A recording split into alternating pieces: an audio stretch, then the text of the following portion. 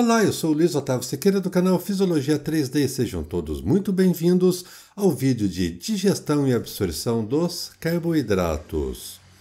Quando a gente fala em carboidratos, normalmente a gente lembra pães, massas e doces. Realmente, pães, massas e doces são exemplos de carboidratos.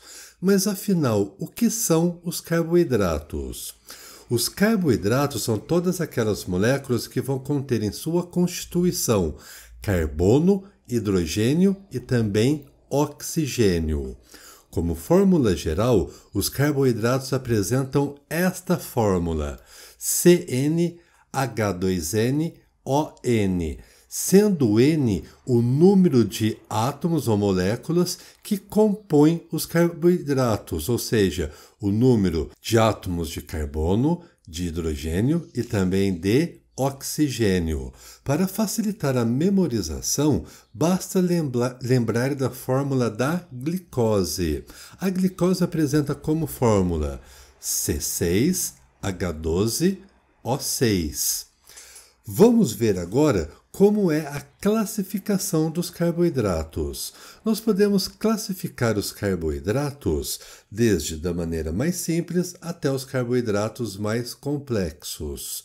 Os carboidratos mais simples que nós temos são os monossacarídeos, e esses monossacarídeos, por sua vez, vão constituir as formas primárias de energia do organismo. Exemplos de monossacarídeos que nós encontramos são a glicose, a frutose e também a galactose. Quando a gente faz a união de dois monossacarídeos por meio de uma ligação chamada de ligação glicídica, nós vamos ter origem aos disacarídeos. Os disacarídeos que nós encontramos com mais facilidade são a sacarose, a lactose e também a maltose. Vamos ver também que podemos encontrar cadeias longas de carboidratos e essas longas cadeias de carboidratos vão constituir os polissacarídeos. Exemplos de polissacarídeos que nós vamos ter são o amido e também o glicogênio. Perceba que há uma diferença entre amido e glicogênio. O amido é um polímero de glicose, ou seja, uma união de várias moléculas de glicose encontrado nos vegetais, como cereais e também os tubérculos. Por sua vez, o glicogênio é um polímero de glicose de origem animal. Vamos perceber que nem todos os polissacarídeos são digeridos pelo trato gastrointestinal de humanos, ou seja, nem todos os polissacarídeos podem ser utilizados como fins energéticos. Alguns exemplos de polissacarídeos que não são digeridos pelo trato gastrointestinal de humanos são a celulose, a hemicelulose, a inulina, gomas vegetais e também a pectina. Todos esses carboidratos não são utilizados para fins de energia, mas isso não significa que esses carboidratos não tenham uma importância fisiológica para os humanos. Na verdade, esses carboidratos eles vão participar de outros processos fisiológicos, tais como o peristaltismo, ou seja, a movimentação do bolo fecal ao longo do intestino. Você já deve ter ouvido falar que é importante comer vegetais para facilitar o peristaltismo e, com isso, facilitar o processo da evacuação, a liberação das fezes. Isso se dá graças à presença de materiais de polissacarídeos que não são digeridos. E esses polissacarídeos, como a celulose, vai facilitar o movimento das fezes do bolo fecal ao longo do trato gastrointestinal. Além disso, esses polissacarídeos que não são digeridos vão facilitar o processo de fermentação por ação bacteriana, que por sua vez esse processo vai gerar produtos que esses sim podem ser absorvidos e também metabolizados. A partir de agora, nós vamos dar uma olhadinha em como ocorre a digestão dos carboidratos. Alguns carboidratos, como o amido presente na batata, por exemplo, já vai ser digerido quimicamente na boca. Isso porque, conforme nós já falamos, a saliva apresenta uma enzima, a alfa-amilase salivar, ou também chamada de ptialina. Esta enzima apresenta como função a clivagem de ligações glicídicas de forma aleatória. Lembra, as ligações glicídicas são aquelas ligações que estão unindo monossacarídeos. Com essa clivagem, com essa quebra dessas ligações glicídicas, nós já vamos encontrar produtos como a glicose, a maltose e também a dextrina. O processo de digestão não termina na boca. O processo de digestão vai continuar ao longo do trato gastrointestinal. Mas veja um detalhe: à medida que a batata, o carboidrato que nós estamos dando exemplo, passa da cavidade oral, ganha o esôfago e chega finalmente ao interior do estômago, ocorrerá uma mudança drástica do pH.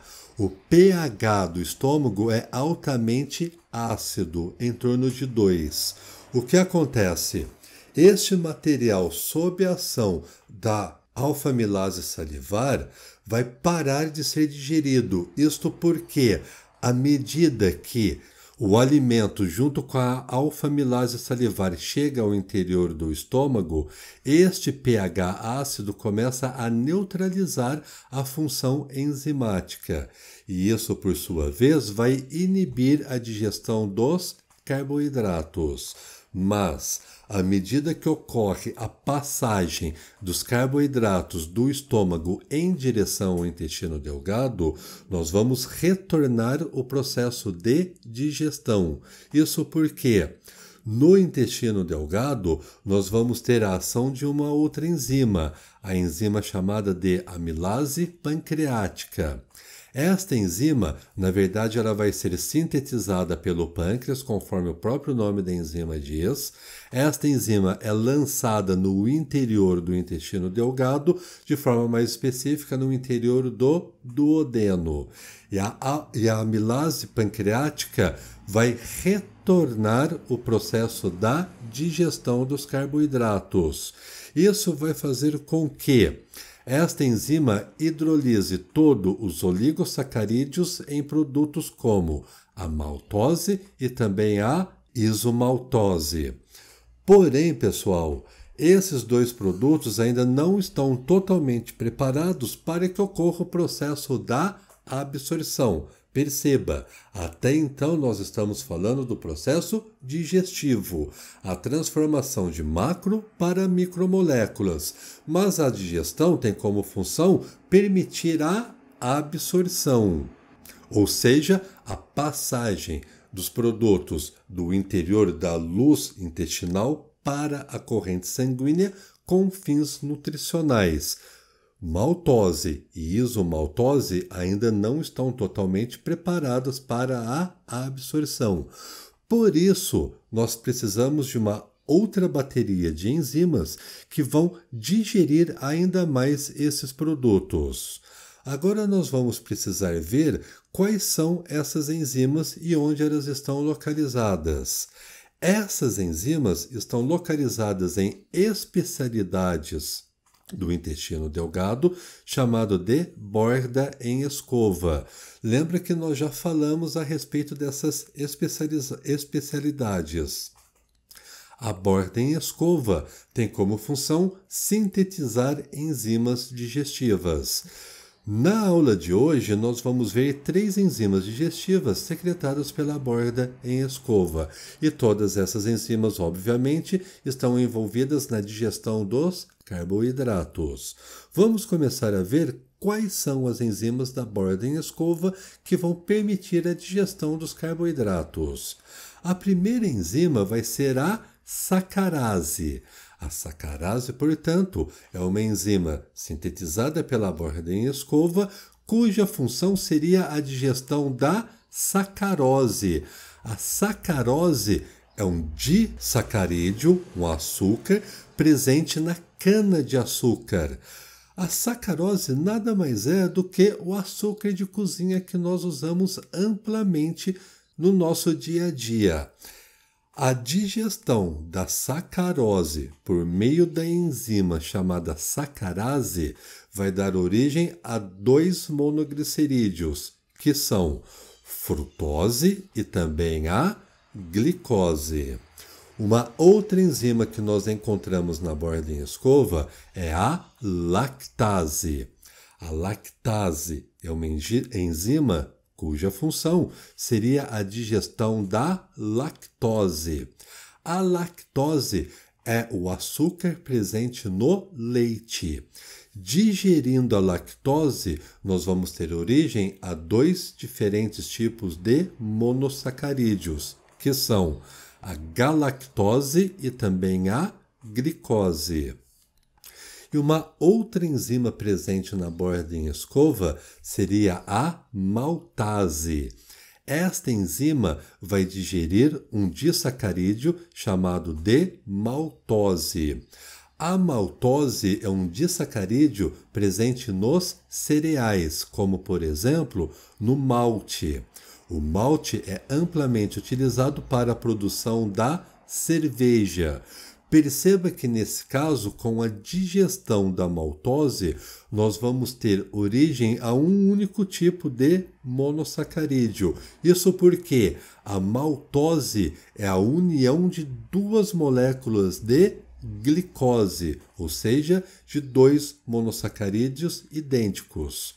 Por isso, com a clivagem da maltose, nós vamos ter a presença de 2 moléculas de glicose. Pessoal, a respeito da digestão dos carboidratos, essas eram as informações que eu gostaria de passar para vocês. Espero que vocês tenham chegado até o final. Se chegou até aqui, deixe um like. Se não for inscrito, se inscreva no canal e nos vemos em breve. Muito obrigado e até mais.